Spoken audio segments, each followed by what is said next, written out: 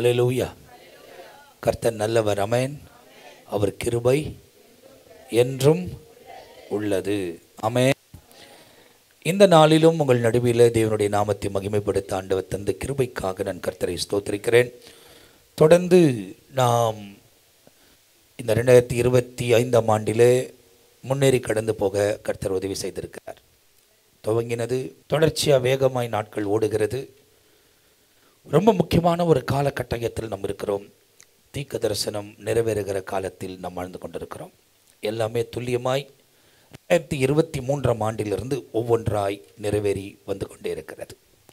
அப்படிப்பட்ட ஒரு காலகட்டத்தில் வாழ்ந்து கொண்டிருக்கிற நாம் தெளிவாய் உண்மையும் உத்தமமாய் தேவனோடு வாழ்ந்து கர்த்தருடைய நாமத்தை மகிமைப்படுத்த நம்மை அர்ப்பணிக்கும் போது ஆண்டவர் தம்முடைய இரக்கங்களையும் கிருபைகளையும் நம்முடைய வாழ்க்கையில் தொடர்ந்து வழங்க பண்ணி வழிநடத்துவதற்கு அவர் சர்வ வல்லமை உள்ள தேவனாயிருக்கிறார்.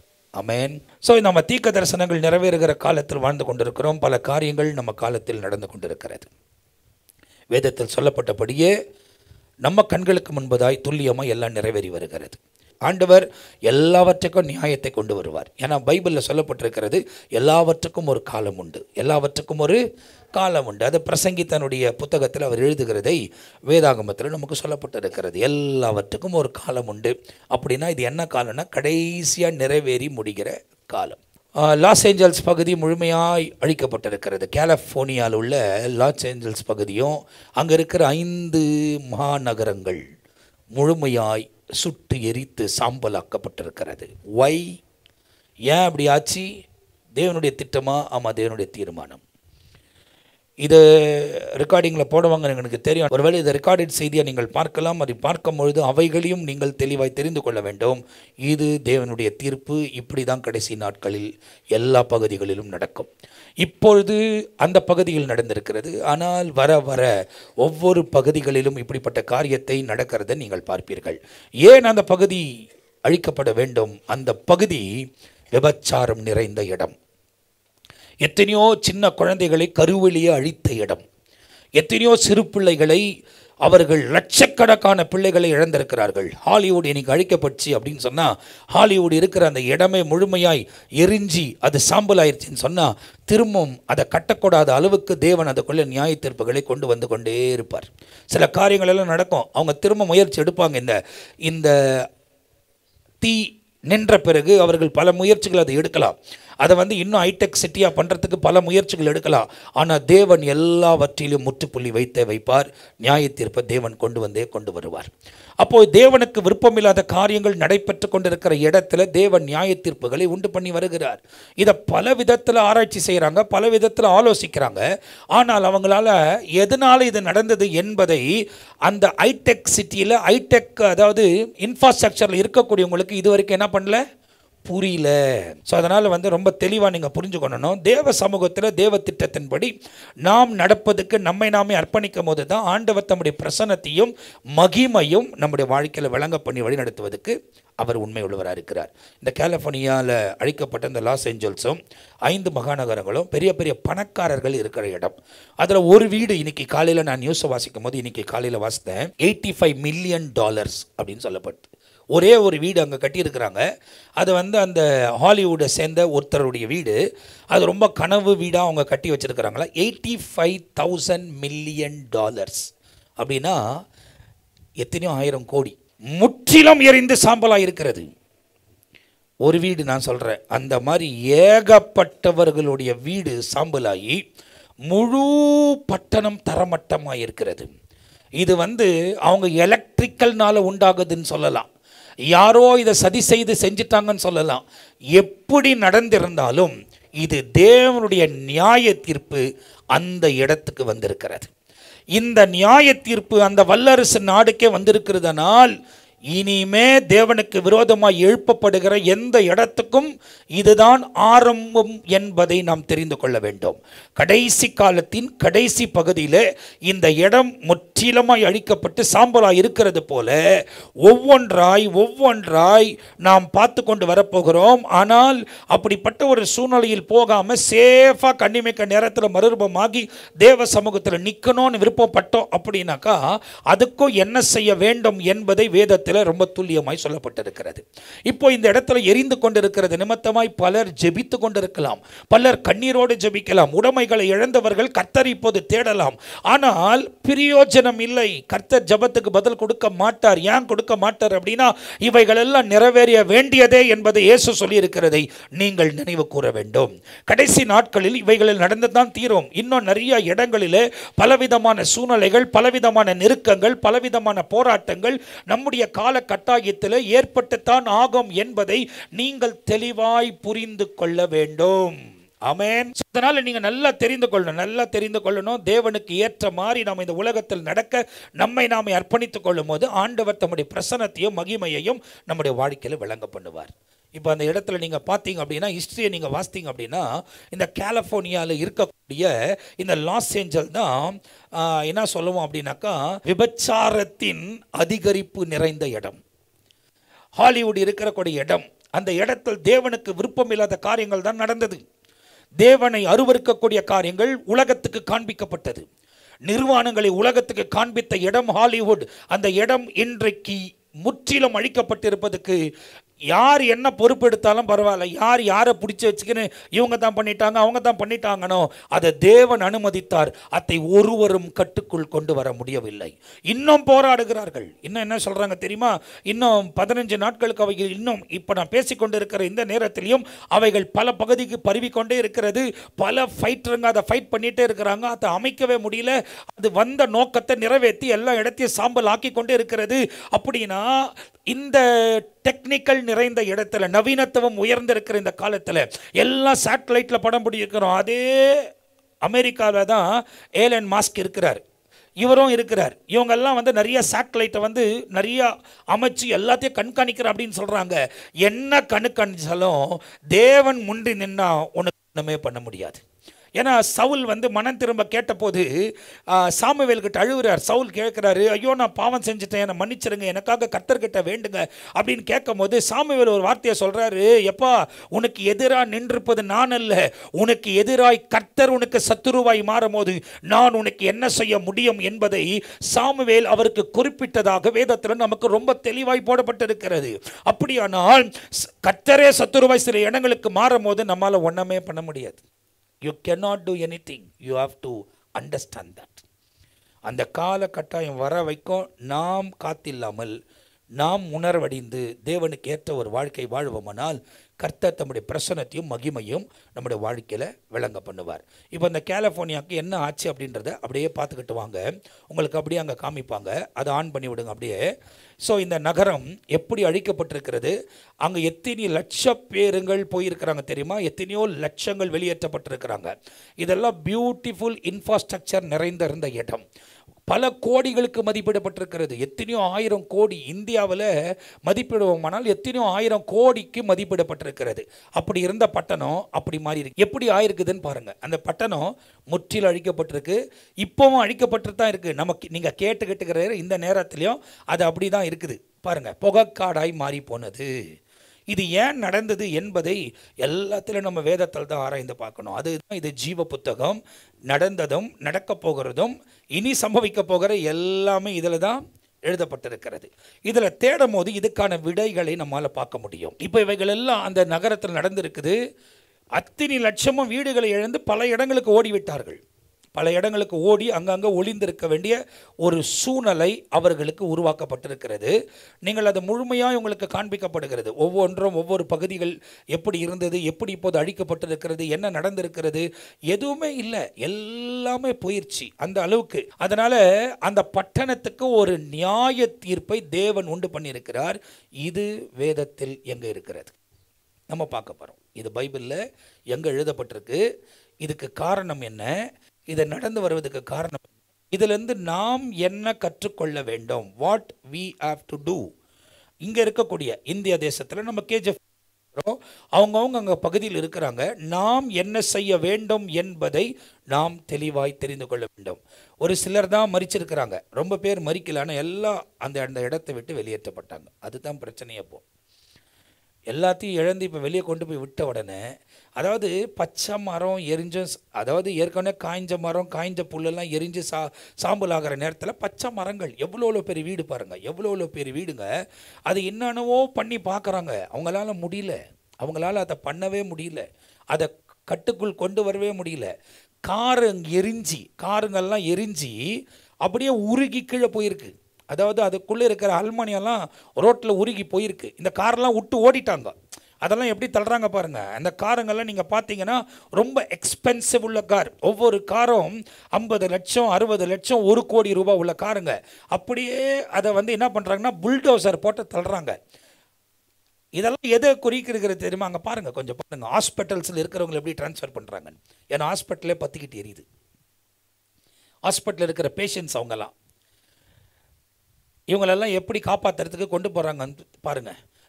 ஹாஸ்பிட்டலில் ஃபயர் எக்ஸிட்டுங்க இல்லையா, அந்த இடத்துல ஃபயருக்கு தண்ணியெல்லாம் வச்சுருப்பாங்க. அதெல்லாம் இன்ஸ்பெக்ஷன் பண்ணி தானே அவங்க கொடுக்குறாங்க. அதெல்லாம் என்ன ஆச்சு? தேவன் எதிர்த்து நின்றால் உன்னை எதுவும் காப்பாற்றவே முடியாது என்பதை நீ அறிந்து கொள்ள வேண்டும். If God stands against you, nothing you can do. உலகத்தில் யார் இதை பார்த்தால் நீங்கள் தெரிந்து கொள்ள வேண்டும், God is coming down. Jesus is going to come back.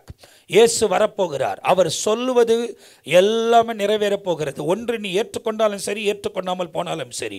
பணத்தை நம்பி, பொருளை நம்பி, பல ஆஸ்திகளை குவித்து அவர்கள் வைத்திருந்து தேவனுக்கு விருப்பமில்லாத காரியங்கள், அருவருக்கக்கூடிய காரியங்கள். ஒருவேளை இயேசு கிறிஸ்து என்ற வார்த்தையை அவர்கள் ப்ரொனவுன்ஸ் பண்ணலாம், இயேசு என்ற வார்த்தை அவர்கள் சொல்லியிருக்கலாம். ஆனால் அதுக்கு ஏற்ற ஒரு வாழ்க்கை அவர்களிடத்தில் இல்லை. அங்கே இருக்கக்கூடியவர்கள் எல்லாம் திருசபைக்கு போகாதவர்களா, இல்லை போயிருந்தவர்கள் தான். ஹாலிவுட்டில் இருக்கக்கூடியவங்க நிறைய பேர் சர்ச்சில் போய் உட்காந்துருப்பாங்க. எப்படி உட்காந்துருப்பாங்கன்னா, கால் மேலே கால் போட்டு உட்காந்துருப்பாங்க. அவங்க இஷ்டமாக வந்திருப்பாங்க, பணத்தையும் காமிப்பாங்க, பொருளாதாரத்தை காமிப்பாங்க. அவங்க வந்தால் 100 பேர் அவங்கள ஃபோட்டோ கூட எடுக்கக்கூடிய அளவுக்கு அவங்க நிற்பாங்க. இன்னைக்கு அவங்களுடைய வாழ்க்கை தரமட்டமாக்கப்பட்டிருக்கிறது, தரமட்டமாக்கப்பட்டிருக்கிறது. பணத்தை நம்புகிறவன், பொருளை நம்புகிறவன், உலகத்தின் சம்பாதனையை நம்புகிறவன், ஐஸ்வர்யத்தை நம்புகிறவன், இந்த உலகத்தை நம்புகிறவனுடைய முடிவு இதுதான் நடக்கும். ஆனால் நீங்களும் நானும் பரலோகத்தை எதிர்பார்த்து வாழும்போது, பரலோகத்தில் தேவனோடு கூட போவது மாத்திரமல்ல, இந்த உலகத்தில் இருக்கிற வரை அன்றன்றுள்ள ஆகாரத்தை கர்த்தர் நமக்கு தந்து, அன்றன்ற நாளுடைய உடைமைகளை கர்த்தர் தந்து, அந்தந்த நாளிலே கர்த்தர் நம்மை பாதுகாத்து, தீயவன் நம்மை மேற்கொள்ளாமல் எல்லா தீமைக்கும் தப்புவித்து, கர்த்தரே பாதுகாத்து தெளிவான பாதையிலே நம்மை வழிநடத்துவதற்கு அவர் சர்வ வல்லமை உள்ள தேவனாய் இருக்கிறார். ஆமென், அல்லேலூயா. அவர் ரொம்ப தெளிவாய், ரொம்ப சரியாய் நம் நடப்பதுக்கு நம்மை அர்ப்பணிக்கும் போது ஆண்டவர் தம்முடைய பிரசன்னத்தையும் மகிமையும் நம்முடைய வாழ்க்கையில் விளங்க பண்ணுவார். இந்த லாஸ் ஏஞ்சல்ஸில் இருக்கக்கூடியவங்க நிறைய பேர் யூத மக்களை சபிச்சதாக சொல்லப்படுகிறது. யூத மக்களையும் நடந்து கொண்டிருக்கிற போரில் இஸ்ரவேலுக்கு விரோதமாக எழும்பி செயல்பட்டதாகவும் வேதம் சொல்லுகிறது. இஸ்ரவேல் என்பவர் யாக்கோபு, ஆபிரகாமினுடைய பேரனா இருக்குவார். அதாவது ஈசாக்குக்கு பிறந்தவர், ஈசாக்கு ஆபிரகாமுக்கு பிறந்தவர். ஆபிரகாமை கர்த்தர் ஆசீர்வதித்திருக்கிறார். ஆமென், அல்லேலூயா. ஆபிரகாமுக்கு ஆண்டவர் ஒரு வாக்கு பண்ணியிருக்கிறார். ஆதியாகமம் 12ஆம் அதிகாரத்தில் அவரை பார்த்து சொன்னார், உன்னை சபிக்கிறவர்களை நான் என்ன பண்ணுவேன்? சபிப்பேன். உன்னை ஆசீர்வதிக்கிறவங்க நான் என்ன பண்ணுவேன்? ஆசீர்வதிப்பேன். நீ ஆசீர்வதிக்கிறவங்க நான் என்ன பண்ணுவேன்? ஆசீர்வதிப்பேன். நீ சபிக்கிறவங்களை நான் என்ன பண்ணுவேன்? சபிப்பேன். ரெண்டுத்தையும் கர்த்தர் சொல்லிட்டாரு. யாரெல்லாம் ஆபிரகாமுக்கு விரோதமாகவும் இஸ்ரவேலுக்கு விரோதமாய் பேசுகிறார்களோ அவர்களுடைய முடிவு இதுதான். அது எந்த தேசமா இருக்கட்டும், அவங்க கிட்ட எந்த ஆயுதங்களா இருக்கட்டும், அவங்க எவ்வளோ வல்லரசாய் பெற்று எல்லாவற்றை வைத்துக் கொண்டிருக்கட்டும், அணுகுண்டுகளை கூட வைத்துக் கொண்டிருக்கட்டும், ஆனால் ஒன்றை மாத்திரம் சொல்லுகிறேன், தேவன் எதிர்த்து நின்றால் உங்களால் ஒன்றும் செய்ய முடியாது. கண்டிப்பா செய்ய முடியாது. தேவனுக்கு ஏற்ற ஒரு வாழ்க்கை இந்த உலகத்தில் வாழ்வதற்கு நம்மை அர்ப்பணிக்கணும். இன்னும் நமக்கு சொல்லி கொடுக்க கூடாது.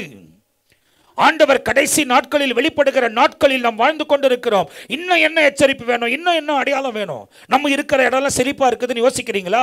அந்த நெருப்பு இங்க வந்துச்சுன்னா நம்முடைய நிலைமை என்ன ஆகும் உங்களுக்கு தெரியுமா? ஆனா அவைகள் எல்லாம் வராத கர்த்தர் ஏன் பாதுகாக்கிறார் தெரியுமா? அவைகள் எல்லாம் வருவதற்கு முன்பதாய் தம்மை சார்ந்திருக்கிற ஜனங்களை இந்த உலகத்திலிருந்து எடுத்துக்கொண்டு அதுக்கு பிறகு உலகத்துக்குள் இப்படிப்பட்ட ஏராளமான காரியங்கள் அந்த நாட்களில் நடைபெறும் என்பதாக வேதத்தில் வெளிப்படுத்தின விசேஷத்தில் ஆண்டவருக்கு யோவானுக்கு வெளிப்படுத்தினதை என்பதை அவர் எழுதி வைத்திருக்கிறது வேதாகமத்தில் சொல்லப்பட்டிருக்கிறது. 7 முத்திரைகள் உடைக்கப்படணும், 7 எக்காலங்கள் ஊதப்படணும், 7 கோப கலசங்கள் ஊற்றப்படணும். வெளிப்படுத்தின விசேஷம் 6ஆம் அதிகாரம் தொடங்கி 18ஆம் அதிகாரம் வரை சொல்லப்பட்டிருக்கிற காரியங்கள் எல்லாம் நிறைவேறுவதற்கு முன்பதாக இயேசு கிறிஸ்து சொந்த இரத்தத்தினால் சம்பாதிக்கப்பட்ட திருச்சபையாகிய நாம் இந்த உலகத்தை விட்டு எடுத்துக்கொள்ளப்படுவதற்கு தேவன் இரக்கம் பாராட்டுகிறார். மரித்தாலும் போயிடுவோம், உயிரோடு இருந்தாலும் போயிடுவோம். எல்லாவற்றுக்கும் நியாய தீர்ப்பை தேவன் உண்டு பண்ணி கொண்டிருக்கிறார். இன்னைக்கு அந்த இடத்துல ஹாலிவுட் ஆக்டருங்களை பார்த்து எத்தனை பேர் ரொம்ப விகழ்ச்சிங்க. இனிமேல்ட்டு வரட்டும் பார்க்கலாம். இனிமேல் நடக்க போகிறது எல்லாம் யுத்தத்தின் அதிகரிப்பு தான். சொல்கிறது நான் இல்லை, ஆவியானவர் உணர்த்துறார், நான் பேசிக்கிட்டே இருக்கிறேன். நீங்கள் ஒருவேளை யோசிக்கக்கூடாது, நானே சொல்லிக்கிட்டு இருக்கிறேன் எல்லாத்தையும். எனக்கு சொல்ல தெரியாது, நான் கேஜிஎஃப்ல ஏதோ ஒரு மூலையில் இருக்கிறேன். எனக்கு எல்லாவற்றையும் காட்டி கொடுக்கிறவர் ஆண்டவர், வசனத்தில் காட்டி கொடுக்கிறவர் ஆண்டவர். தேவனுடைய ஊழியக்காரர்களோடு கூட இணைந்து பேசும்போது நிறைய வசனங்களை தேவன் விளக்கி சொல்லும் போது ஆண்டவர் அவைகள் எல்லாம் புரிந்து கொண்டு தான் உங்களுக்கு போதிப்பதுக்கு தேவன் உதவி செய்கிறார். ஆவியானவர் உங்களோடு கூட பேசி கொண்டிருக்கிறார். மனுஷன் எதிர்த்து நின்னா தப்பிச்சு போயிடலாம், ஆனால் கர்த்தர் எதிர்த்து நின்னா ஒன்றுமே பண்ண முடியாது. உன்னால் எதுவுமே பண்ண முடியாது. You will be paralysed. உன்னை முடக்கிடுவார் கர்த்தர். அதனால் தேவனோடு கூட நீ வாழ்வதற்கு உன்னை அர்ப்பணித்துக் கொள்ள வேண்டும். தேவனுக்கு ஏற்ற செயல்களில் நீ செயல்பட கர்த்தருக்குடைய சமூகத்தில் அர்ப்பணிக்க வேண்டும். அப்போது தான் கர்த்தர் தம்முடைய மகிமையின் பிரசன்னத்தை உன் வாழ்க்கையில் விளங்க பண்ணுவதற்கு அவர் உண்மை உள்ள தேவனாக இருக்கிறார். இன்னைக்கு கலிபோர்னியா எரிந்து கொண்டே இருக்கிறது, முற்றிலும் சாம்பல் ஆயிடுச்சு. இன்னும் நிறைய பகுதிகளுக்கு அந்த காற்று அடித்து கொண்டே இருக்கிறதுனால எல்லா ஹாஸ்பிட்டலும் எவாக்டுவேட் ஆயிடுச்சு, காலேஜ் போயிடுச்சு, ஸ்கூலு போயிடுச்சு, ஹாலிவுட் போயிடுச்சு, ஹாலிவுடுங்க வீட்டுங்களுக்கு போயிடுச்சு. உலகத்தில் இருக்கிறவனுக்கெல்லாம் ஒரு கனமா ஹாலிவுட் பக்கத்தில் போய் ஒரு வீடை கட்டணும்னு. அதனால் இந்தியாவில் இருக்கிற நிறைய சினிமா நடிகைகளும் கூட அங்கே போய் கட்டியிருக்கிறாங்க. எல்லாம் மண்ணாகி போச்சு. இன்சூரன்ஸ்காரன் கை வேர்ச்சிருவான், எதுவுமே பண்ண முடியாது. எத்தனை பேருக்கு என்ன கொடுப்பான் அவன் இன்சூரன்ஸ்காரன்? ஒன்றுமே பண்ண முடியாது. இவைகளெல்லாம் நேச்சுரல் கெலாமிட்டி. இப்போ தான் டாக்குமெண்ட்ஸ் பேச்சுக்கு வரும். டாக்குமெண்ட்ஸில் இருக்கும், என்ன இருக்கும் தெரியுமா? நேச்சுரல் கெலாமிட்டி வந்தாலும் நீங்கள் என்ன பண்ண முடியாது, இன்சூரன்ஸ் கிளைம் பண்ண முடியாதுன்னு சொல்லி போட்டிருக்கோம். அந்த ஒரு சென்டென்ஸை அண்டர்லைன் பண்ணி உனக்கு ஒன்றும் செய்ய முடியாது, இது விபத்து இல்லை, ஏற்பட்ட ஒரு நேச்சுரல் கெலாமிட்டி, இதுக்கு உங்களுக்கு நாங்கள் கொடுக்க முடியாதுன்னு சொல்லிடுவாங்க. இன்னைக்கு அத்தனை பேருடைய நிலைமையும் பாதிக்கப்பட்டு நடுத்தருவில் நிற்க கூடிய சூழ்நிலை. 1-2 லட்சக்கணக்கான ஜனங்கள் வீடுகளை இழந்து, உடைமைகளை இழந்து, எல்லாவற்றையும் வெளியே நின்றிருக்கிறதுக்கு காரணம் என்ன தெரியுமா? வேதத்தில் எழுதப்பட்டிருக்கிறது. எடுத்து வாசிப்போம். செப்பனியா எழுதின தீர்க்கதரிசன புத்தகம் 1ஆம் அதிகாரத்தில் வேதத்தில் சொல்லப்பட்டிருக்கிறது. செப்பனியா இன் தீர்க்கதரிசன புத்தகம் 1ஆம் அதிகாரம் 15ஆம் வசனத்திலிருந்து நம்ம வாசிக்க கேட்க போகிறோம். வாசிப்போம். செப்பனியா 1ஆம் அதிகாரம் 15ஆம் வசனத்திலிருந்து வாசிப்போம். அந்த நாள் உக்கிரகத்தினால் அது இக்கட்டும் இடுக்கமுமான நாள், அது அழிவும் பாழ்கடிப்புமான நாள், அது இருளும் அந்தகாரமும் உள்ள நாள், அது மப்பும் மந்தாரமுமான நாள், அது அரணிப்பான நகரங்களுக்கும் மேலமான கொத்தளங்களுக்கும் விரோதமாக எக்காலம் ஊதுகிறதும் ஆர்ப்பரிக்கிறதுமான நாள். எதுக்கு? மனுஷன் கர்த்தருக்கு விரோதமாய் பாவம் செய்தபடியால் அவர்கள் குருடரை போல் நடக்கும்படி நான் அவர்களை வருத்தப்படுத்துவேன். அவர்கள் ரத்தம் புழுதியை போல் சொரியப்படும், அவருடைய மாம்சம் எருவை போல கிடக்கும். கர்த்தரின் உக்கிரக நாளிலே அவர்கள் வெள்ளியும் அவருடைய பொன்னும் அவர்களை தப்புவிக்க மாட்டாது. அவரின் எரிச்சலின் அக்கினியினால் தேசமெல்லாம் அழியும். தேசத்தின் குடிகள் எல்லாம் சடிதியாய் நிர்மூலம் பண்ணுவார். ஆமென், அல்லேலூயா. 18ஆம் வசனத்தில் சொல்லப்பட்டிருக்கிறது, by the fire of his jealousy, அக்கினியினாலே தேசம் எல்லாம் அழியும் என்பதை போடப்பட்டிருக்கு. அங்க இருக்கும் பாருங்க, be devoted by the fire of his jealousy. தமிழ்ல வாசிங்க. அக்கினியினால் எதனால் அழியும்? அழியும். எதுக்காக அழியும்? முந்த வசனம் 17ஆம் வசனம். மனுஷன் கர்த்தருக்கு விரோதமாய் பாவம் செய்தபடியால். அப்படின்னா யாருமே பாவம் செய்யல, அவங்க தான் செய்யறாங்கன்னா பாவம் செய்யறதுக்கு காரணம் அவர்கள்தான். எங்கேயோ நடக்கிற ஒரு சம்பவத்தை படம் பிடித்து உலகம் முழுவதும் காண்பித்து அவைகள் நிமித்தமாய் ஜனங்கள் கற்றுக்கொண்டு எல்லாம் சோரம் போகிறார்கள். இன்னைக்கு கிறிஸ்துவ திருசபைகளில் கூட என்ன சொல்லுகிறாங்க தெரியுமா? தமிழ் படம் பார்க்கல, இங்கிலீஷ் படம் தானே பார்க்கிறோம் அப்படின்னு சொல்றாங்க. அதுக்கு காரணம் யார்? அந்த வேரை கர்த்தர் முற்றிலுமாய் அறுக்கிறார். அந்த வேரையை முற்றிலுமாய் பிடுங்கி எறிகிறார். இவைகள் எல்லாம் தேவனுக்கு விரோதமாய் செயல்படுகிற காரியங்கள். சாத்தான் இப்போ உன்னை பார்த்து தான் நகைச்சு கொண்டே இருப்பான். என்னையா நம்பி வந்த, நான் சொல்றதைய செஞ்சேன். ஏன்னா தேவனுக்கு விரோதமாக அவன் ஒன்றுமே பண்ணவே முடியாது. தேவன் எதிர்த்து நின்றால் யாருமே எதுவுமே பண்ண முடியாது. வசனத்தில் சொல்லப்பட்டிருக்கு எதுக்காக இந்த காரியம் நடந்தது. 17ஆம் வசனம் திரும்ப வாசிப்போம். மனுஷன் கர்த்தருக்கு விரோதமாய் பாவம் செய்தபடியால் அவர்கள் குருடரை போல் நடக்கும்படி நான் அவர்களை வருத்தப்படுத்துவேன். அவர்களுடைய ரத்தம் புழுதியை போல் சொரியப்படும். அவருடைய மாம்சம் எருவை போல கிடக்கும். கர்த்தரின் உக்கிரகத்தினாலே அவருடைய வெள்ளியும் அவருடைய பொன்னும் அவர்களை தப்புவிக்க மாட்டாது. அவருடைய எரிச்சலின் அக்கினியினால். எதனால? இப்போ என்ன வந்திருக்கிறது? என்ன அக்கினி? அது அத்தை அணிக்க வரவனால முடியுமா? அவன் இன்னும் போராடித்தான் ஆகணும். அங்க என்ன சொல்றாங்க தெரியுமா? மழை வரமானு எதிர்பார்க்குறாங்க. மழை வந்தால் முழுமையாக அமைஞ்சிரும்னு சொல்லி. ஆனால் வெதர் கண்டிஷன் சொல்லுது மழை வருவதுக்கு வாய்ப்பே கிடையாது. இன்னும் 15 நாளைக்கு வராது. இந்த காற்று இன்னும் வீசும்னு சொல்லுது. அந்த காற்று வீச வீச இன்னும் எத்தனை பட்டணங்கள் போய் எரிய போகிறது என்பதை போக போக தான் நம்ம பார்க்க போகிறோம். அப்படின்னா ஆண்டவர் ரூட்டுங்களுக்கே வேலை காண்பிக்க ஆரம்பித்து விட்டார். ரூட்டுங்களே நடமாறுது. பாவத்தை உலகம் முழுவதும் கொண்டு வரக்கூடிய காரியங்களை வேரோடு அடியோடு கர்த்தர் தோண்ட ஆரம்பித்து விட்டார். காரணம், அவர் வருகை சமீபத்தில் இருக்கிறது. அது நிமித்தமாய் கெட்டுக்கொண்டிருக்கிற மனிதர்கள் எல்லாம் மனம் திரும்ப வேண்டும். அவைகளெல்லாம் அழிவுக்குள் கர்த்தர் அனுப்பி நமக்குள்ள மனம் திரும்புதலை கட்டளையிடுவதற்கு தேவன் புறப்பட்டிருக்கிறார். மனம் திரும்புகிற ஒரு இதயம் நமக்கு வேண்டும். பாவத்தின் காரியங்களுக்குள்ள நீங்கள் உங்களை ஒப்பு கொடுக்க கூடாது. கண் போக்கிற போகல நீங்க போக கூடாது. மனசு சொல்ற மாதிரி நீங்க நடக்க கூடாது. மாம்ச இச்சையின்படி நீங்கள் நடக்க கூடாது. இந்த மாம்சத்தை மேற்கொண்டுதான் ஆக வேண்டும். எந்த காரியத்தை செய்தாலும் நீதியான பாதையில், நேர்மையான பாதையில், நியாயமான பாதையில் நாம் செய்ய கவனமாக இருக்கும் போதுதான் ஆண்டவர் தம்முடைய மகிமையின் பிரசன்னத்தை நம்முடைய வாழ்க்கையில விளங்க பண்ணி வழிநடத்துவதற்கு அவர் சர்வ வல்லமை உள்ள தேவனாயிருக்கிறார். தேவன் நியாய தீர்க்க தொடங்கி விட்டார். அதுக்கு காரணம் இயேசு சீக்கிரமாய் வரப்போகிறார். ஆண்டவர் நியாய தீர்க்க தொடங்கி விட்டார். எல்லா இடங்களும் பலவிதமான சூழ்நிலைக்குள்ள போய் கொண்டிருக்கிறது. யுத்தங்கள் அப்போ எங்கன்னா ஒரு இடத்துல 2 இடத்துல, இன்னைக்கு உலகம் இருக்கு. உலகம் முழுவதும் யுத்தத்தில் இருக்குது. பூகம்பங்கள் ஒரு இடம் 2 இடம், இன்னைக்கு நிறைய இடத்துல பூகம்பங்கள் நடந்து கொண்டே இருக்குது. அதுக்கான காரணங்களை மனிதர்களால் கண்டுபிடிக்க முடியவில்லை. அணுகுண்டினால் இவைகள் உண்டாகிறதா இல்லை உண்மையாக பூமி அதிர்ச்சிகள் உண்டாகிறதா என்று.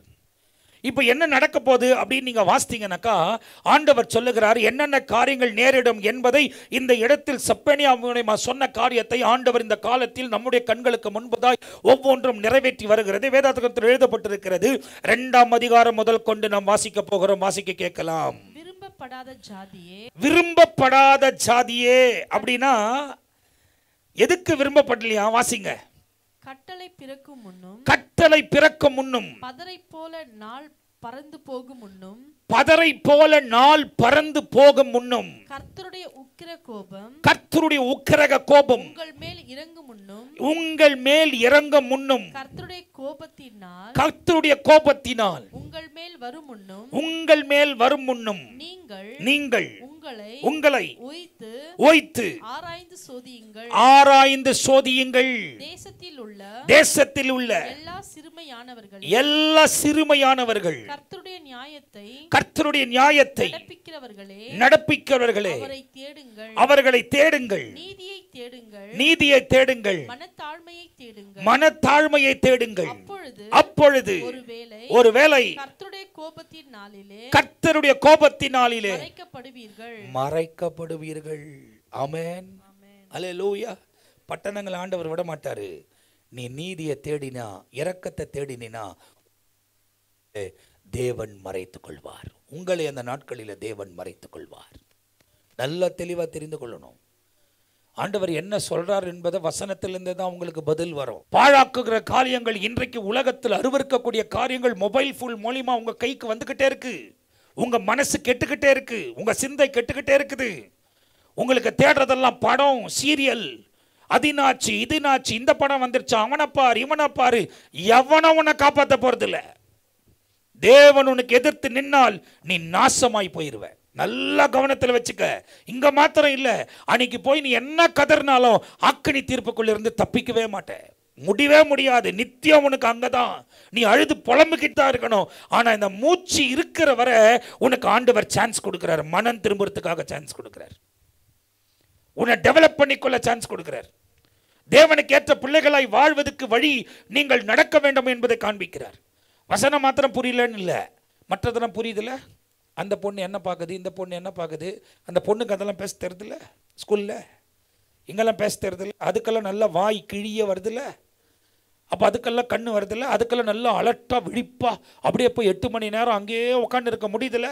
ஆனால் ஏன் தேவனுடைய திருச்சபையில் உங்களால் ஒரு இடத்துல உட்காந்து இருக்க முடியல? கொஞ்ச நேரம் ஆண்டவருடைய வசனத்தை கான்சென்ட்ரேஷன் பண்ண முடியல அப்படின்னாக்கா சாத்தான் பலவிதமான கண்ணிகளை உங்களுக்கு விதைக்கிறான். அதுக்கு நீங்கள் சோரம் போகிறீர்கள். உங்கள் நிமித்தமாய் சத்துரு கிரியை செய்து கொண்டு இருக்கிறான். அவனுக்கு தேவை உங்க மாம்சம் அல்ல. அவனுக்கு தெரியும் உன் மாம்சம் அழிக்கப்பட்டு போக போகிறது. அவனுக்கு தேவை உன் ஆத்துமா. அந்த ஆத்துமாயை கொள்ள அடிப்பதற்கு அவன் உன்னை கரப்படுத்தி கொண்டு இருக்கிறான். நீங்கள் தான் எச்சரிக்கையா இருக்க வேண்டும்.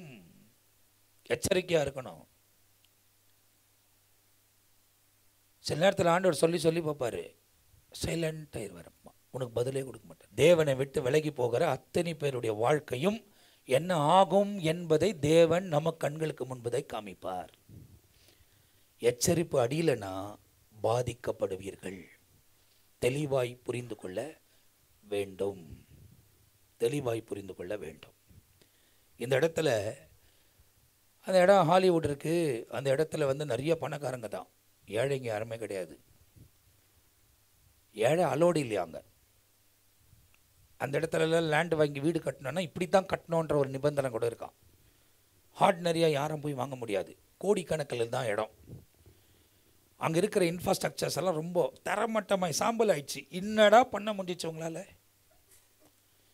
என்ன பண்ண முடிஞ்சிச்சு உங்களால்? 1008 காரணங்கள் சொல்லலாம். அதுக்கு கண்டுபிடிச்சுங்கிறாங்களாம். என்ன கண்டுபிடிக்கிறாங்க? கண்டுபிடிக்காதீங்க. இது தேவனால் வந்த கோபாக்கினி. சுட்டி இருக்குது. உன்னால நிக்க வைக்க முடியாது. தரமட்டம் ஆக்கிய தீரும். நீ திரும்ப கட்டவ திரும்ப அடிப்பார். என்னென்ன நடக்கும் என்பதை வேதத்தில் ரொம்ப தெளிவாக சொல்லப்பட்டிருக்கு. எந்தெந்த தேசத்துக்கு என்னென்ன நடக்கும் என்பதை குறிப்பாக வேதத்தில் சொல்லப்பட்டிருக்கு.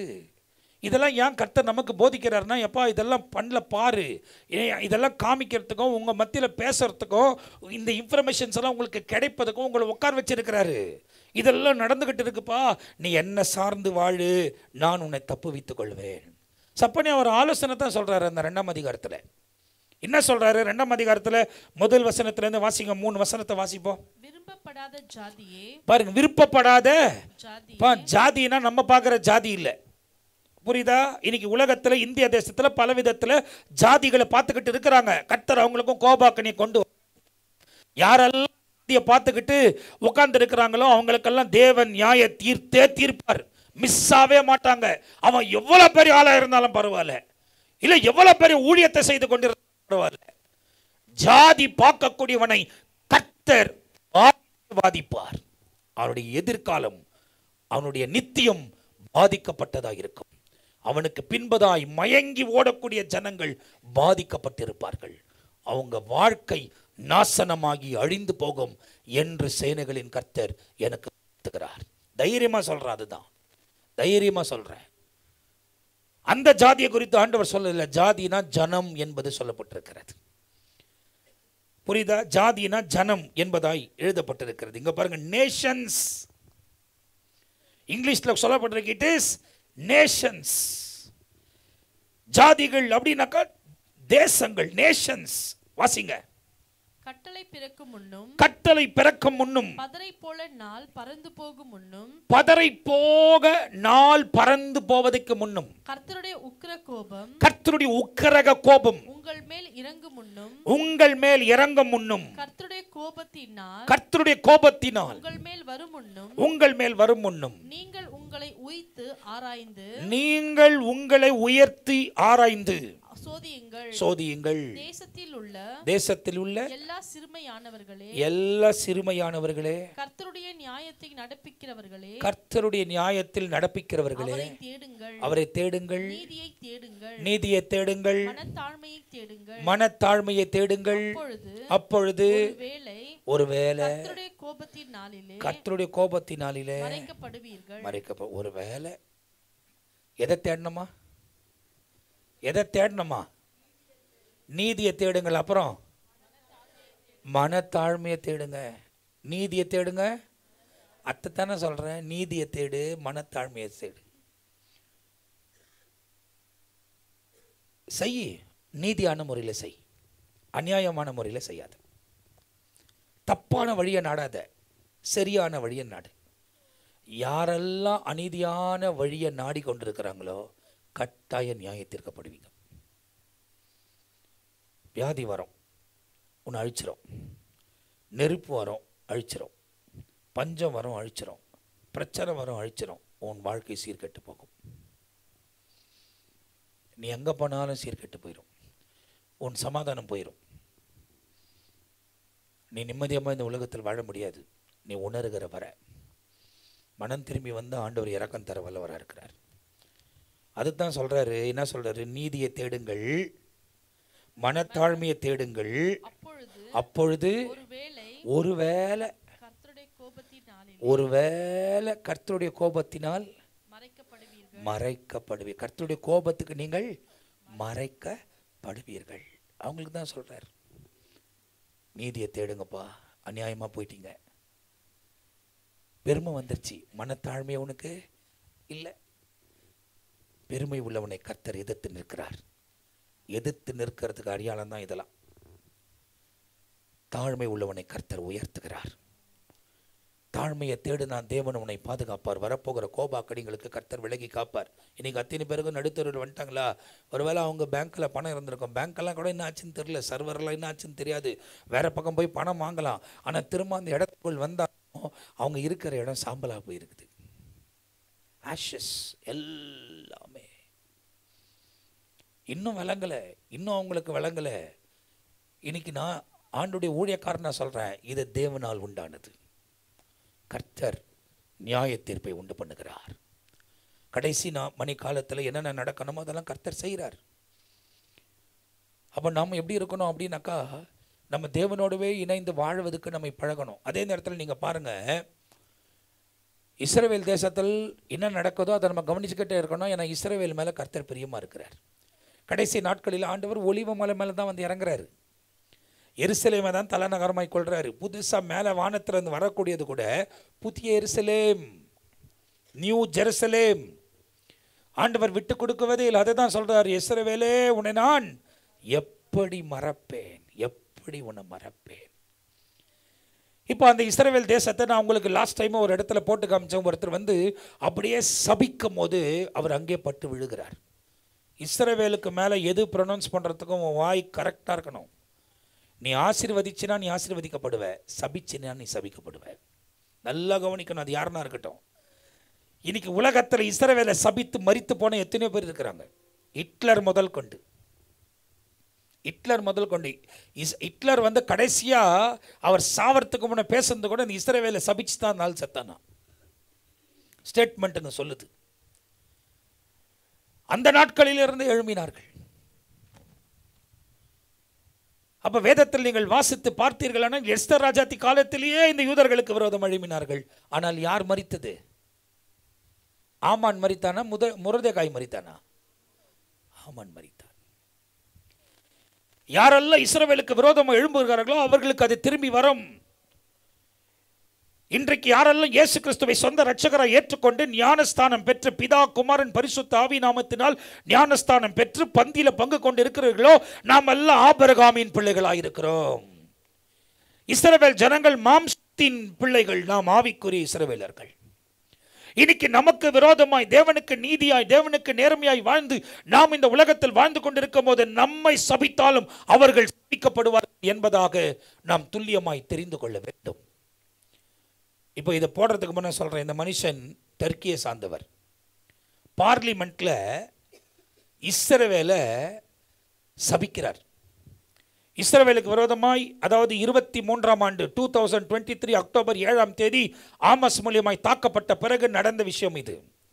இவர் இஸ்ரவேலை அவங்க பார்லிமெண்ட்டில் அவங்க எல்லாரும் உலகத்தில் எல்லா ஜனங்களும் கூடி இருக்கிற நேரத்தில் வந்து இஸ்ரவேலை நேரடியாக சபித்ததாக அந்த வார்த்தைகள், அந்த டிரான்ஸ்லேஷன் சொல்லுகிறது. அவருக்கு நடந்த காரியத்தை நீங்க பாருங்க. Siz İsrail'in suç ortağısınız. Siz İsrail'in suç ortağısınız. Elinizde Filistinlerin kanı var. İşbirlikçisiniz. İsrail'in Gazze'ye attığı her bombada katkınız var. Tarihin azabından kurtulsanız Allah'ın gazabından kurtulamayacaksınız. Hepinizi saygıyla selamlıyorum.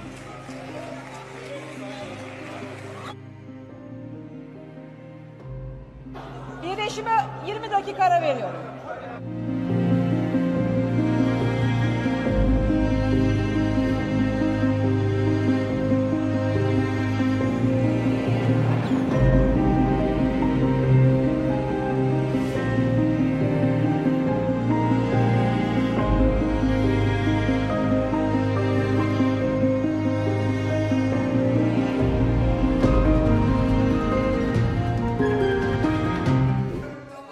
Siz İsrail'in suç ortağısınız. Siz İsrail'in suç ortağısınız. Elinizde Filistinlerin kanı var. İşbirlikçisiniz. İsrail'in Gazze'ye attığı her bombada katkınız var. Tarihin azabından kurtulsanız Allah'ın gazabından kurtulamayacaksınız. Hepinizi saygıyla selamlıyorum. பேசிக்கிட்டே வரான், படிச்சுக்கிட்டே வரான், வந்து பேசிட்டு அவன் சொல்கிறான், இஸ்ரவேலை நான் சமாதி ஆக்குவேன் அப்படின்னு அவன் லாங்குவேஜில் சொல்கிறான். இஸ்ரவேல் சபிக்கப்பட்ட இடம், சாத்தான் நிறைந்த இடம் அப்படின்னு சொல்லி கொண்டே இருக்கிறான். ஆண்டவர் அவனை அடிக்கிறார். God struck him down on the spot. இதுதான் ஏரோதுக்கு நடந்தது. கர்த்தர் அவனை அடித்தார். அவன் புழு பூத்த அதே இடத்துல செத்து போனான். ஆதி அப்போஸ்தலர்கள் காலத்தில் நடைபெற்ற காரியங்கள் இப்போது நடக்குமானால் அப்போஸ்தலர்கள் நாட்களில் நடக்கப்பட்ட அற்புதங்களும் இப்போது நடக்கும். அப்போஸ்தலர் காலத்தில் செய்யப்பட்ட காரியங்களும் இப்போது தேவனுடைய ஊழியக்காரர்களை கொண்டு, அதாவது எல்லாரையும் கொண்டு இல்லை, யாரெல்லாம் தேவனோடு நடக்கிறார்களோ, யாரெல்லாம் தேவனோடு ஐக்கியம் பெற்றிருக்கிறார்களோ, யாரெல்லாம் தேவனுடைய நியமத்தை கை கொண்டிருக்கிறார்களோ அவர்களை கொண்டு அந்த நாட்களில் செய்த காரியத்தை பார்க்கலும் பயங்கரமான காரியங்களை ஆண்டவர் இந்த நாட்டில் செய்து அவர்களை உயர்த்துவதற்காக அல்ல, பரலோகத்தில் இருக்கிற தேவனை உயர்த்துவதற்காய் கர்த்தர் தம்முடைய மகிமையை வழங்க பண்ணுவதற்கு அவர் சர்வ வல்லமை உள்ளவராய் இருக்கிறார். அந்த ஆதி அப்போஸ்தலருடைய காலங்கள் மீண்டுமாய் வருகிறது. It's coming back. It was in the beginning, again it is coming back in the end. ஆரம்பத்தில் எப்படி ஆரம்பித்தாரோ அப்படியே அந்த முடிவுக்குள் அவைகள் வந்து முடிய போகிறது. காது உள்ளவன் கேட்டு மனம் திரும்புகிறவன் எடுத்துக்கொள்ளப்படுவான்.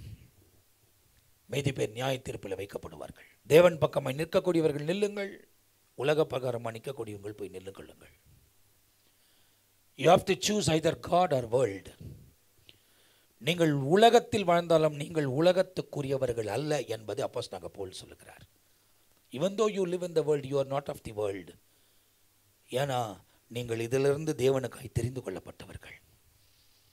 தேவனுக்கு ஏற்ற வழிமுறையில் வாழ்வதற்கு நம்மை நாமே ஒப்புக் கொடுக்கும் போது ஆண்டவர் தம்முடைய இரக்கமும் கிருபையும் வழங்க பண்ணுவதற்கு அவர் உண்மையுள்ளவராக இருக்கிறார். ஆண்டவர் என்ன சொல்கிறார்? உன்னுடைய வெள்ளியும் உன்னை காப்பாற்றாது, உன்னுடைய பொண்ணும் உன்னை காப்பாற்றாது. அப்படின்னா என்ன தெரியுமா? வெள்ளி பொண்ணு பணம் எதுவுமே உன்னை என்ன பண்ணாது, காப்பாற்றாது. நீ என்ன பண்ணாலும் காப்பாற்றாது. அவங்க என்னென்ன வீட்டில் வச்சுருந்தாங்கன்னு தெரியாது, அவங்க எதை தூக்கிட்டு ஓடினாங்கன்னு தெரியாது. எல்லாத்தையும் தூக்கிட்டு ஓட முடியுமா? ஆனால் எல்லாமே எரிஞ்சு சாம்பலாக போயிடுச்சு. எத்தனை பேர் என்னென்ன ஒலிக்கு வச்சுருந்தாங்களோ, டாக்ஸ்க்கு மஞ்சுக்கு என்னெல்லாம் ஒலிக்க வச்சாங்களோ எல்லாத்தையும் தூக்கி ஓட முடியாது. எல்லாமே சிக்கிக்கொண்டு மடிந்து நடுத்தெருவில் நின்றிருக்கிறார்கள். கர்த்தர் நியாய தீர்ப்பு உண்டு பண்ணி கொண்டிருக்கிறார். 4 வசனத்திலிருந்து வாசிப்போம். நம்ம செப்பனியாவின் புத்தகம் 2ஆம் அதிகாரம் வாசித்து கொண்டு வரணும். 4 வசனத்திலிருந்து வாசிப்போம். காசா குடியேற்று அஸ்கலோன் பாழாகும். அஸ்கலோன் பாழாகும். அஸ்தோத்தை பட்டப்பகலிலே பறக்கடிப்பார்கள். அஸ்தோத்தை பட்டம் பகலிலே பறக்கடிப்பார்கள். எக்ரோன் வேரோடு பிடுங்கப்படும். எக்ரோன் வேரோடு பிடுங்கப்படும். சமுத்திரக்கரை குடிகளாகிய சமுத்திரக்கரை குடிகளாகிய கிரேத்தியருக்கு ஐயோ. கிரேத்தியருக்கு ஐயோ. இப்போ என்ன சொல்றாங்க தெரியுமா? கடல் பக்கமாக இருக்கிற எல்லாருக்குமே ஐயோ, உஷாரா இருங்கன்னு சொல்லி ஒரு வார்னிங் கொடுத்துன்னு வராங்க. இந்த மாதிரி நடக்கும் போது கடலிலே இயற்கை சீர்திருத்தங்கள் வரும். பனி கட்டிகள் மூழ்கி கடலோடு கலக்கப்படுகிறது. கடலின் அதிகரிக்க ஆகும். கடலின் தண்ணி உள்ளே வர ஆரம்பிக்கும். ஒருவேளை இதெல்லாம் நடக்கும் போது கடலின் ஆழத்தில் பூகம்பம் நடந்துச்சுன்னா 2004ஆம் ஆண்டு டிசம்பர் மாதம் 26ஆம் தேதி எப்படி இந்தியா தேசம் ஒரு சுனாமியை பார்த்ததோ அதை பார்க்கிலும் ஒரு பெரிய சுனாமி வந்து ஜனங்களை வாரிக்கொண்டு போகும் என்ற எச்சரிப்பு உலகம் முழுவதும் கொடுக்கப்பட்டிருக்கிறது. அதை ஆண்டவர் ஏற்கனவே துல்லியமாய் நமக்கு தெரியப்படுத்தி இருக்கிறார். வாசிங்க. பெலிஸ்தரின் தேசமாகிய கானானே, கானானே, கர்த்தருடைய வார்த்தை உனக்கு விரோதமாய் இருக்கிறது. கர்த்தருடைய வார்த்தை உனக்கு விரோதமாய் இருக்கிறது. இனி உன்னில் குடியில்லாதபடிக்கு உன்னை அழிப்பேன். இனி உன்னில் குடியில்லாதபடிக்கு உன்னை நான் என்ன பண்ணுவேன்? அழிப்பேன். சமுத்திரக்கரை தேசம், சமுத்திரக்கரை தேசம், மேய்ப்பர் தங்கும் குடில்களும், மேய்ப்பர் தங்கும் குடில்களும், ஆட்டு தொழுவங்களும் ஆகும். ஆட்டு தொழுவங்கள் ஆகும். அந்த தேசம் யூதா வம்சத்தாரின் நீதியானவர்களின் வசமாகும். நீதியானவர்களுடைய வசமாகும். அவர்கள் அவ்விடங்களில் மந்தை மேய்ப்பார்கள். அஸ்கலோன் வீடுகளிலே சாயங்காலத்திலே படுத்துக் கொள்வார்கள். அவருடைய தேவனாகிய கர்த்தர் அவர்களை விசாரித்து அவர்கள் சிறையிருப்பை திருப்புவார். நிறைய காரியங்கள் இங்க எழுதப்பட்டிருக்கு. அப்படியே நீங்க வாசித்துட்டு வந்தீங்கன்னா 10ஆம் வசனத்தை வாசிங்களே. அவர்கள் சேனைகளுடைய கர்த்தரின் ஜனத்துக்கு விரோதமாய் பெருமை பாராட்டி அவர்களை நிந்தித்தபடியினால் இது அவர்கள் அகங்காரத்துக்கு பதிலாக அவர்களுக்கு கிடைச்சு விட்டது. நம்ம காலத்துல நம்ம கண்களுக்கு முன்புதான் கிடைத்திருக்கிறது. இவைகள் ஏன் நமக்கு ஆண்டவர் சொல்லுகிறார்? உலகத்தின் மேல நியாய தீர்ப்பு உண்டாகி கொண்டிருக்கிறது. தேவனுக்கு ஏற்ற ஒரு வாழ்க்கை உன்னால் வாழ முடியுமா? அவர் வருகிற கோபாக்கினிக்கு உன்னை தப்பித்து உன்னை மறைத்துக் கொள்வார். ஆமென். உன்னை மறைத்துக் கொள்வார். உனக்கு இரக்கம் தருவார். அதனால தான் ஆண்டவரை தேடுங்க. ஆண்டவருக்கு ஏற்ற மாதிரி வாழுங்க. ஆண்டவருக்கு ஏற்ற மாதிரி ஜீவனம் பண்ணுங்க. தவறான பாதையை விட்டு விலகுங்க. என்னையும் சேர்த்து தான் நான் போதிக்கிறேன். எங்கேயோ நான் போகிறதில்ல. காரணம் என்னென்னா, எது மேலே எனக்கு விருப்பம் இல்லை. தேவனுடைய திட்டத்தை நிறைவேற்றணும், வசனத்தை கேட்கணும், வசனத்தை வாசிக்கணும், வசனத்தை பிரசங்கிக்கணும், வசனத்தின்படி நடந்து முயற்சி எடுத்து போயிட்டே இருக்கணும். எதை குறித்தும் யோசிக்கிறது வேண்டாம். தீமையான பாதைகளை விட்டு விலகணும். நானும் உங்களை போல மாம்சம்தான். நானும் உங்களை போல எண்ணம் கொள்ளவன் தான். நானும் உங்களை போல உள்ளவர்கள் உணர்ச்சி உள்ளவன் தான். ஆனால் அவைகளெல்லாம் கட்டுக்குள் வைத்து ஆவிக்குரிய வாழ்க்கையில் முன்னேற வேண்டும். எல்லாரும் பாவம் செய்து தேவ மகிமை அற்றவர்கள். அவர் இரத்தத்தினாலே கழுவப்பட்டு இன்னைக்கு அவருக்கு முன்ன நம்ம நிற்கிறோம். ஆகையால் ஒவ்வொரு நிமிடமும் வரக்கூடிய தவறான உணர்வுகள், தவறான உணர்ச்சிகள், தவறான எண்ணங்கள், தவறான பார்வைகளை விட்டு விலகி நம்ம முயற்சி எடுக்கிறத தேவன் பார்த்தால் அவர் இறங்கி தன் இரத்தத்தினால கழுவி கண்ணிமிக்க நேரத்தில் மறுரூபமாக்கி அவர் சமூகத்தில் நம்மை நிறுத்தி கொள்வார். இயேசு சர்வ வல்லமை உள்ள தேவனாயிருக்கிறார். ஆமென். தேவனுக்கு ஏற்ற ஒரு வாழ்க்கை, தேவனுக்கு ஏற்ற ஒரு நீதி, தேவனுக்கு ஏற்ற ஒரு ஜீவியம் இந்த உலகத்தில் நீங்கள் வாழும் போது ஆண்டவர் தம்முடைய பிரசன்னத்தையும் மகிமையும் வழங்க பண்ணுவார். இதில் கொண்டு வந்து அவங்க என்னென்னலாம் அமைக்க ட்ரை பண்ணுறாங்கன்னு பாருங்க. எல்லாத்திலையும் முயற்சி பண்ணுறாங்க. அது எப்படி எரிது பார். வீடே இல்லை, கம்ப்ளீட்டாக போயிடுச்சு. ஒருவேளை மொபைல் ஃபோன் வச்சிருக்கிறவங்க நீங்கள் பார்த்து கொண்டு இருக்கலாம். மீதியான பேர் பார்த்து இல்லாத இருக்கலாம். உங்களுக்கு தான் இவங்களெல்லாம் காண்பிக்கிறேன். அதாவது அந்த ஃபயர் ஃபைட்டர்ஸ் எடுக்கிறாங்களே, தண்ணி எடுக்கிறதுக்கு தண்ணி இல்லையாங்க. ஏற்கனவே கலிஃபோர்னியா நகரத்தில் அந்த லாஸ் ஏஞ்சல்ஸில் தண்ணி பஞ்சம் இருந்துச்சான். தண்ணி காசு கொடுத்து தான் வாங்கிட்டு இருந்தாங்களாம். இப்போ அந்த இடத்துல அவ்வளோ தண்ணியை கொண்டு போயும் அவ்வளோ கெமிக்கல்ஸை கொண்டு போயும் போடுறாங்க. அது அமைய மாட்டேங்குது. எவ்வளோ முயற்சி பண்ணுறாங்க பாருங்க, ஆனால் அது நிற்க மாட்டேங்குது, அது பாட்டுக்குன்னு போகுது. காரணம், அவங்களுக்கு கர்த்தர் எதிர்த்து நின்றுருக்கிறார். அது கட்டுக்குள்ளே கொண்டு வரவே முடியாது, கொண்டு வரவே முடியாது. அங்கே பாருங்க, எல்லாமே அங்கே போடுற விஷயம் பாருங்க, 21,000 ஏக்கர்ஸ், 14 ஏக்கர்ஸ், எல்லா இடத்துலையும் எங்கே எந்தெந்த ஏக்கர்ஸ் கணக்கில், 1000 கணக்கில் ஏக்கர். எவ்வளோ பேர் பார்த்தா 771 ஏக்கர்ஸ். புரியுதா? எல்லா இடத்துலையும் 771 ஏக்கர்ஸ்னால் சும்மா சாதாரணம் இல்லை, கேஜை போல பெருசு. இப்போ போயிருக்கிற இடத்துடைய சைஸை பார்த்தீங்கன்னா சென்னையோட பெருசுன்றாங்க. சென்னையோட சுற்றிப்புறத்தில் இருக்கிற அந்த தமிழ்நாட்டில் இருக்கிற கால் பாகத்துக்கு மேலே எரிஞ்சு போச்சான். எரிஞ்சுக்கிட்டே இருக்குது, இன்னும் எரிஞ்சுக்கிட்டே இருக்குது. தேவனுடைய நியாயத்தீர்ப்பு உண்டாகி கொண்டு இருக்குது. அங்கே மாத்திரமா, அடுத்த தேசத்துக்கும் வருது, அடுத்த இடங்களுக்கும் வருது. கர்த்தர் இவைகளை ஆரம்பித்திருக்கிறார். இவைகள் ஒரு முடிவுக்குள் வரப்போகிறது. இதெல்லாம் கர்த்தர் ஏன் நமக்கு காமிக்கிறார்னா, ஆண்டவர் தெளிவாக சொல்லிட்டாரு, யுத்தங்களையும் யுத்தத்தின் செய்திகளை நீங்கள் கேள்விப்படுவீர்கள். அப்படின்னா இப்போ கேள்விப்படுறீங்களா இல்லையா? பார்க்குறீங்களா இல்லையா? அப்போ இதுதான் நம்முடைய ரட்சணை நாள். இந்த நாளிலே தேவனோடு கூட இணைந்து வாழ்வதற்கு நம்மை நாமே அர்ப்பணித்தால் தான் தேவன் தம்முடைய பிரசன்னத்தையும் மகிமையும் நம்முடைய வாழ்க்கையில் விளங்க பண்ண முடியும் என்பதை நீங்கள் தெரிந்து கொள்ள முடியும். 13ஆம் வசனத்தை வாசிப்போம். அவர் தமது கையை வடதேசத்துக்கு விரோதமாய் நீட்டி அசிரியாவை அழித்து நினிவேயை பாழும் வனாந்தரத்துக்கு ஒத்த வறட்சியுமான ஸ்தலமாக்குவார். அப்போ இதை குறித்து வேதத்தில் செப்பனியா முழுமையாக எழுதுகிறார். ஒவ்வொரு காரியத்தையும் எழுதுகிறார். அடுத்தது 3ஆம் அதிகாரத்தில் நீங்கள் பார்க்கும் போது எருசலேமை குறித்து சொல்லுகிறார். இந்த செப்பனியா எழுதின இந்த 3 அதிகாரங்களை நீங்கள் வாசித்து பார்க்கும் போது தற்போது நடக்கிற எல்லா சம்பவமும் எத்தனையோ 1000 வருஷத்துக்கு முன்பதாய் தேவன் நமக்காக எழுதி வைத்திருக்கிறார். இவைகளெல்லாம் வர வர ஆண்டவர் நமக்கு காண்பிக்க இந்த வசனத்தை வாசித்து நாம் தெரிந்து கொள்ள வேண்டும். இப்படிப்பட்ட நேரத்தில் நம்ம என்ன பண்ணணும் அப்படின்றத தான் அந்த 2ஆம் அதிகாரம் 1, 2, 3 வசனங்களில் தேவன் சொல்கிறார். உலகம் முழுவதும் அது நடந்துட்டு இருப்பா. உங்கள் தேசத்துலேயும் வரலாம், வேறு மாதம் ஒரு பஞ்சம் வரலாம். இன்றைக்கி அங்கே சுற்றி எரியுது, எல்லாமே இழந்து போய் எங்கேயோ நிற்கிறாங்க. இப்போ இந்த மாதிரி சூழ்நிலையில் நம்ம எல்லாம் வெளியே போயிட்டோன்னா எங்கே நிற்போம்? கொஞ்சம் யோசித்து பாருங்கள், எங்கே நிற்போன்னு யோசித்து பாருங்கள். சரி, எல்லாம் அமைஞ்ச பிறகும் திரும்ப வரவோம்னா, இதெல்லாம் எரிஞ்சிருக்குன்னா நம்ம என்ன பண்ணுவோம்? யோசித்து பாருங்கள். என்ன ஆகுன்றது யோசித்து பாருங்க. எத்தனையோ 1000 கோடிக்கு மதிப்பிடப்பட்டிருக்கிறது அங்கே உண்டாயிருக்கிற அழிவு.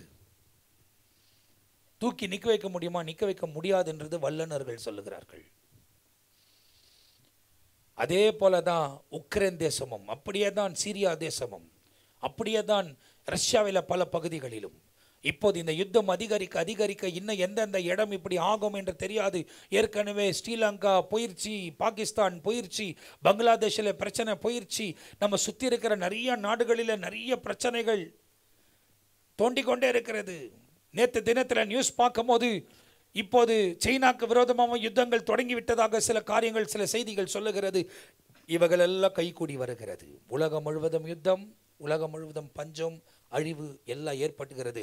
சடிதியா ஒன்னொன்னா வந்து நம்மளை சேரத்துக்கு முன்னே நம்ம கர்த்தருடைய இரக்கத்தையும் தேடி, மனத்தாழ்மையை தேடி தேவ சமூகத்தில் நிற்போமானால் நிச்சயமாய் அப்படிப்பட்ட நாள் வரும்போது கர்த்தர் நம்மை தப்புவித்துக் கொள்வார், உங்களை தப்புவித்துக் கொள்வார், நீதிமான்களை தேவன் தப்புவித்துக் கொள்வார். அதை 1, 2, 3 வசனங்களை திரும்ப வாசித்து நம்ம ஜெபித்து முடிக்க போகிறோம். வாசிக்கலாம். விரும்பப்படாத ஜாதியே, என்னதா விரும்பப்படாத ஜாதியே, விருப்பப்படாத ஜாதியே நம்மளை சொல்றாரு. என்ன சொல்றாரு அப்படின்னா, gather yourself together. Yes, gather together. Oh undesirable nation. என்னத்துக்கு அன்டிசைரபிள்? ஏற்ற மாதிரி வாழறதுக்கு உனக்கு மனசே இல்லை. எவ்வளோ சொன்னாலும் உனக்கு அதுக்கு மனசு இல்லை. You go according to your heart. வணங்கா கழுத்துள்ள ஜனங்க, அதான் ஆண்டவரே சொல்றாரு, அன்டிசைரபிள் நேஷன். அங்கே சொல்லப்பட்டிருக்கு பார், a nation not desired, desired. ஏன் பைபிளில் சொல்லப்பட்டிருக்கு undesirable people. மனமே இல்லை உங்களுக்கு நல்லா வாழறதுக்கு, தேவனுக்கு ஏற்ற வாழ்க்கை வாழ உங்களால் விருப்பப்படல. அந்த கான்சென்ட்ரேஷன் ஏன் வரமாட்டேன்னு தெரியுமா? சாத்தான் புகுந்திருக்கிறான் உனக்குள்ள. உன்னை வந்து என்ன பண்ணுறான்னா, அவன் உன் இருதயத்தை அப்படியே திருப்பி அவன் பக்கமாக திருப்பிடுறான். அதுதான் ஆண்டவர் சொல்லிட்டார், கேட்கறனுக்கு காது உள்ளவன் ஆண்டவரே சொல்லி விட்டார். இங்கே இப்போ என்ன சொல்கிறார் தெரியுமா? இது எத்தனையோ 1000 வருஷத்துக்கு முன்னே எழுதின தீர்க்க தரிசன புத்தகம். செப்பனி என்ன சொல்கிறார் தெரியுமா? அன்டிசையரபிள் நேஷன். அப்போவே ஜனங்க அப்படி தான் இருந்திருக்கிறவங்க, இப்போ அதிகமாகிட்டாங்க. அப்போ மொபைல் ஃபோன் இருந்தால் அவங்க இன்னும் அக்கிரமம் பண்ணியிருப்பானுங்க நினைக்கிறேன். கடைசி நாட்களில் இந்த மொபைல் ஃபோன் நமக்கு வந்துருச்சு. டெக்னாலஜி வந்து ஒவ்வொருத்தர் கையிலும் இது கொடுக்கப்பட்டு எல்லா மைண்டும் திசை மாறி இன்னைக்கு போன போக்கில் வாழ்ந்து கொண்டு இருக்கிறீங்க. கையில் செல்ஃபோன் இல்லைனாலும் கடன் வாங்கி பார்க்குறானுங்க. செல்ஃபோனை கடன் வாங்கி ஒரு நிமிஷம் பார்த்துட்டு கொடுத்தாருங்க. காலேஜுக்கு போனால் ஃப்ரெண்டுக்கிட்ட, டே எனக்கு போனாங்க கொடுக்க மாட்டேன்றாங்கடா, இங்கே கொடுத்தா நான் பார்த்துட்டு போயிடுறேன். ஃப்ரெண்டெல்லாம் எப்போனா ஒரு நாள் வந்து இப்படி ஒரு பிரசங்கம் பண்ணாங்க, இப்படி கேட்டிருக்கிறாங்க, இது உண்மையான கேட்டிருப்பானா? இல்லை, ஏய் இந்த பாரு, இந்த லவ் ஸ்டோரி பாரு, ஏய் இந்த பையன் இந்த பொண்ணுக்கிட்ட என்ன பேசின பாரு, இந்த பொண்ணு இந்த பையன்கிட்டேன்னா யார் சொல்கிறது? அதே தான் மைண்டில் ஜோக்குங்களை பகிர்ந்து கொள்கிறாங்க, ஆபாசங்களை பகிர்ந்து கொள்கிறாங்க. தேவனுடைய வசனத்தை பகிர்ந்து கொள்கிறீங்களா? மனுஷன் பார்க்கலனால கர்த்தர் பார்த்துக்கிட்டே இருக்கிறார். நீங்கள் என்ன பண்ணுறீங்க, நீங்கள் என்ன பண்ண மாட்டேன்றீங்கன்றது அவருக்கு தெரியுது. அதனால தான் சொல்கிறார் அன்டிசைரபிள் நேஷன். வாசிங்க. கட்டளை பிறக்கும் முன்னும், கட்டளை பிறக்கும் முன்னும், பதரை போல நாள் பறந்து போகும் முன்னும், பதரை போல நாள் பறந்து போவதை முன்னும், கர்த்தருடைய உக்கிர கோபம், கர்த்தருடைய உக்கிரக கோபம் உங்கள் மேல் இறங்கும் முன்னும், உங்கள் மேல் இறங்கும் முன்னும், கர்த்தருடைய கோபத்தினால், கர்த்தருடைய கோபத்தினால் உங்கள் மேல் வரும் முன்னும், உங்கள் மேல் வரும் முன்னும், நீங்கள் உங்களை உய்த்து ஆராய்ந்து சோதியுங்கள். எப்படி? உய்த்து ஆராய்ந்து சோதியுங்கள். இப்போ ஒன்னு சொல்றாரு, உயிர்த்து ஆராய்ந்து. அப்படின்னா என்ன? உயிர்த்துனா இங்கிலீஷ்ல என்ன போடப்பட்டிருக்கு?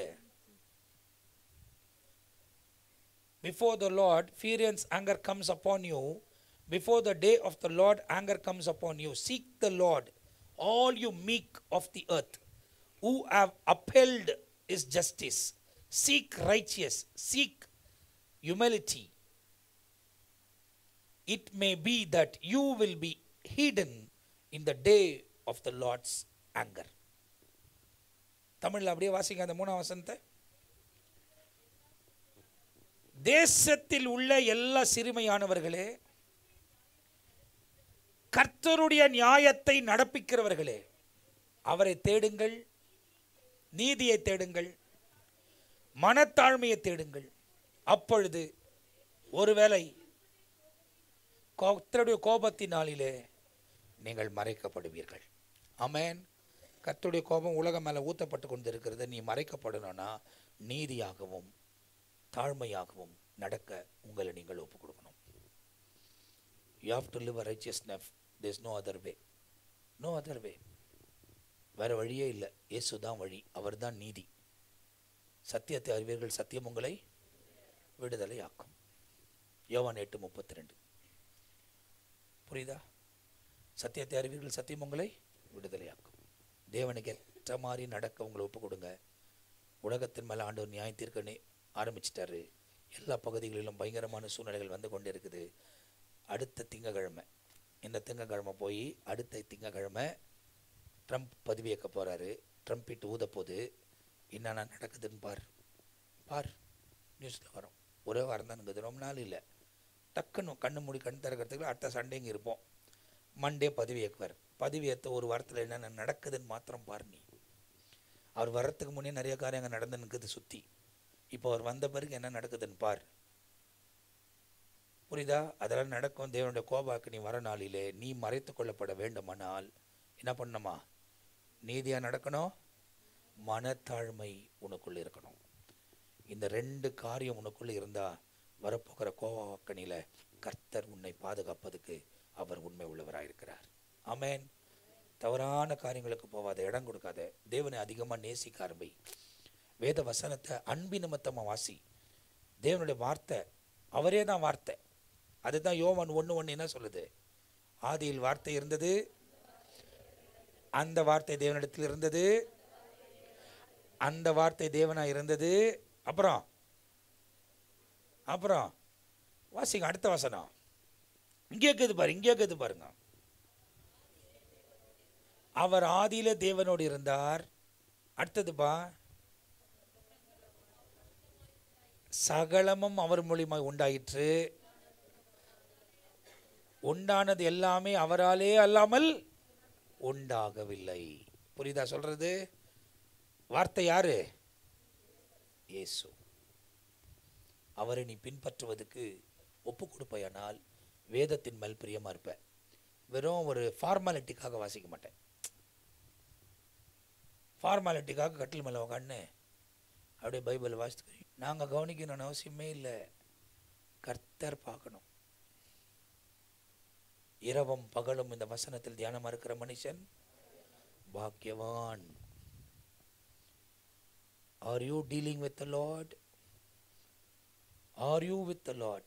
Just imagine. ஒப்புக்கொடு, தேவன் உன் வாழ்க்கையை மாற்றி அமைப்பார்.